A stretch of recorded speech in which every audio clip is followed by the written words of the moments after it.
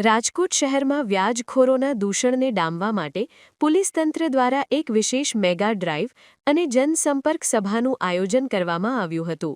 આ કાર્યક્રમમાં police commissioner Brajeshkumar ઝાએ વ્યાજખોરીથી પીડાતા લોકો સાથે સીધો સંવાદ સાધ્યો હતો અને તેમની ફરિયાદો સાંભળી તાત્કાલિક કાયદેસરની કાર્યવાહી કરવાના આદેશો આપ્યા હતા।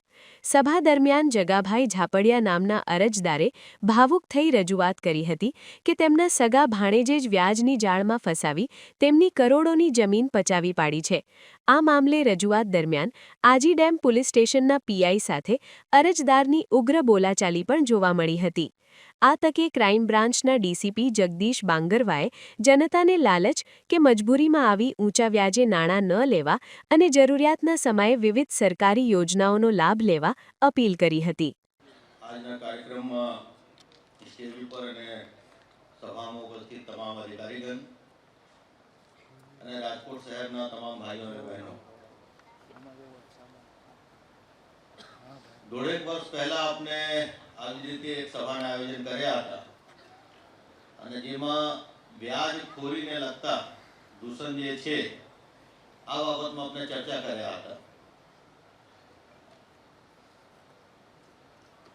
આ દિવસ જ્યારે આપણે ચર્ચા કર્યા હતા ત્યારે પણ આ મુદ્દા આવ્યા હતા કે અમુક લોકો છે, જેવી રીતે અત્યારે એસબીઆઈના સાહેબે જાણ કર્યા, આજુબાજુમાં આવા તત્વો કે જેને કોઈ અધિકાર નથી નાણાં આપવાનું, લોન આપવાનું, વ્યાજે પૈસા આપવાનું, આ લોકોને પાસેથી વ્યાજે પૈસા લઈ લે અને પછી આ વ્યાજ એટલા વધારે હોય કે અશક્ય નહીં હોય પરત કરવાનું,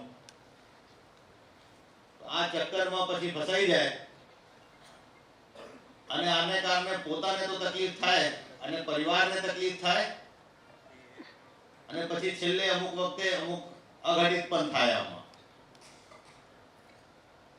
ડીસીપી ક્રાઇમ સાહેબે જેવી રીતે જાણ કર્યા, આ નાણાં કોણ લોકો આપી શકે, કેવી રીતે આપી શકે, કેટલા વ્યાજે આપી શકે, આ બધા માટે નિયમો બંધાયેલા છે અને નિયમ મુજબ જ આ કામગીરી કરવાનું હોય છે। આપણે જુદી જુદી સંસ્થાઓ છે, બેંકો છે, પ્રાઇવેટ ફાઇનાન્શિયલ ઇન્સ્ટિટ્યુશન પણ છે, અમુક પ્રાઇવેટ નાણાં નિર્માણ પણ છે, આ લોકો પણ આપી શકે, લેકિન આ સરકારી નિયમને અધીન આને આપવાનું હોય, મન ફાવે આવી રીતે વ્યાજ નહીં લઈ શકતા લોકો। એસબીઆઈના સાહેબે આપણે જાણ કર્યા કે ભાઈ પહેલા પોતે બચત કરો અને જ્યારે કોઈ આકસ્મિક સંજોગ ઊભા થાય ત્યારે તમારી બચતમાંથી ખર્ચા કરો અને પછી જો નાણાંની જરૂર પણ પડે તો આવા માન્ય સંસ્થાઓ, બેંકો આને પાસેથી ઘણી બધી જે યોજનાઓ છે સરકારને, આ યોજનાઓને લાભ લઈને અને નાણાં લો। જૂના જમાનામાં પણ માણસોને નાણાંની જરૂર તો પડતા હતા,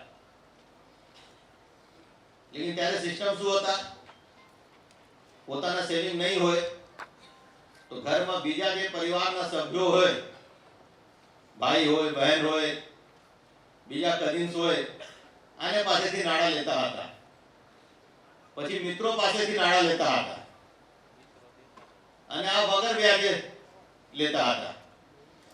લેકિન સોસાયટીમાં પછી શું થયા, ધીરે ધીરે આપણે પૈસા લઈએ લેકિન આને પરત નહીં આપીએ, તો જ્યારે તમે કોઈ તમારા મિત્રને પાસેથી પૈસા લો અને આને પરત નહીં આપો તો બીજી વખત તો નહીં આપે ને,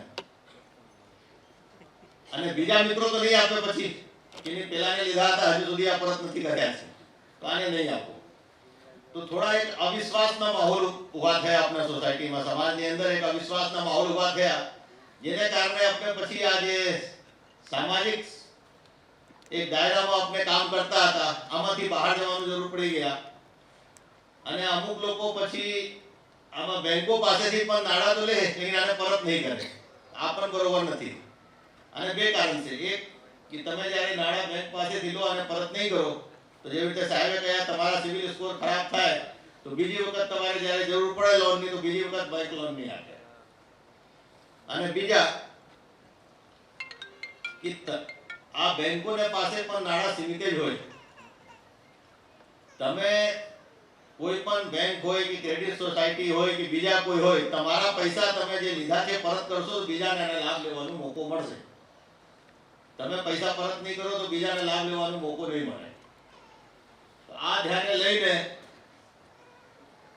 આપણે જ્યારે નાણાંની જરૂર હોય તો પહેલા પોતાની બચતથી, પછી પરિવાર અને મિત્રોને મદદથી, અને પછી આ સંસ્થાઓને પાસેથી નાણાં લેવાનું આયોજન કરીએ તો આ જે લોકો છે જે દૂષણ છે સમાજ માટે, જે ઊંચા વ્યાજ દરે લોન આપે છે અને પછી જાત જાતની હટકંડા અપનાવીને ઉઘરાણી કરતા હોય છે, આનાથી આપણે બચી શકશું. હું એ કહું છું, મારી અત્યારે ફરિયાદ લીધી છે સાહેબે, બહુ લેટ લીધી એમાં ના નહીં, પણ લેટ લેવાથી મારી હાઈકોર્ટમાં મારી અરજી નામંજૂર થઈ છે. હું પ્લીઝ વિનંતી કરું છું કે લેટ લેવાથી ખાલી મારી એફઆઈઆર નામંજૂર થઈ. પ્લીઝ હું એટલું સાહેબ જાડેજા સાહેબને વિનંતી કરું કે મારી 56 દિવસે અરજી શું કામ લે? મેં દવા પી દીધી, મારે પાસે ડોક્યુમેન્ટ છે. મેં કોટડા તાલુકામાં દવા પી દીધી, કોટડા તાલુકાના સોડિયા ગામ કોટડા પોલીસ સ્ટેશને મારી અરજી એફઆઈઆર ન લેવાની. જાડેજા સાહેબે 56 દિવસે મારી એફઆઈઆર, તો હું એવી હાજી ડેમ પોલીસ ચોકી મારી એફઆઈઆર લેવાની 56 દિવસે, તો અત્યારે મને નામદાર કોર્ટે મને નામંજૂર કરી છે. ભાઈ તમારું કાંઈ છે નહીં આમાં, જે એનો બીજું ઇંગ્લિશ મને નથી ભાવતું, મારી એગ્રી છે. પછી મેં એવી વિનંતી કરી કે મેં ગાંધીનગર મારે બેસવું છે. અમે કાલે ગાંધીનગર બધે ઘર પરિવાર ગયા હતા. અમારી પાસે કોઈ વસ્તુ રહ્યું નથી, ભાડે કોઈ દીધું નથી વસ્તુ. અમે ઘર પરિવાર કાલ ગાંધીનગર ગયા હતા. ગાંધીનગર બેસવાની 27 તારીખે અમે મંજૂરી માંગી છે. હું જગદીશ સાહેબ બંગારો સાહેબને મળવા ગયો તો, તમને સાહેબ પ્લીઝ નથી મળી એક આપણે કાંઈ ખૂન થઈ ગયું એમાં તમે હતા સાહેબને, ડીસીપી સાહેબને હું મળ્યો હતો સાહેબને. હું મારી વિનંતી કરું છું, મારું આમાંથી હું એને યોગ્ય જે તમે પંચ કયો, હું આજી મારી જમીન મેં વેચી નાખી છે. આજી મારી જમીન વેચીને હું એને મારા સગાવાલા પાસે લઈને વ્યાજો હું એને જે પંચની રૂબરૂ હું દેવા તૈયાર છું. 1,48,00,000 રૂપિયા માંગ્યા, મારી પાસે રેકોર્ડિંગ છે સાહેબ. એને મારી પાસે 1 કરોડ રૂપિયા ચૂકવી દીધેલા છે. 1,48,00,000 માંગ્યા, એની પાસે મારી પાસે રેકોર્ડિંગ છે. પ્લીઝ મારી મદદ કરો. અમે ઘર પરિવાર ખૂબ અમે દુઃખી છીએ. હું વંશાબેન જગાભાઈ જાફરિયા છું. અમને કોઈ જવાબ દેતા નથી. અમે બધી પોલીસ સ્ટેશને ગયા કે આવો તમે કાલ આવો, પણ એની વાળે કોઈ કાર્યવાહી થઈ જ નથી. અને પ્રકાશ સાવડો એવો માણસ છે કે એની વિરુદ્ધ કોઈ ફરિયાદ લેતા જ નથી. શું કામ? અમે અમારો પરિવાર આખો એને લીધે હેરાન થઈ ગયા છે.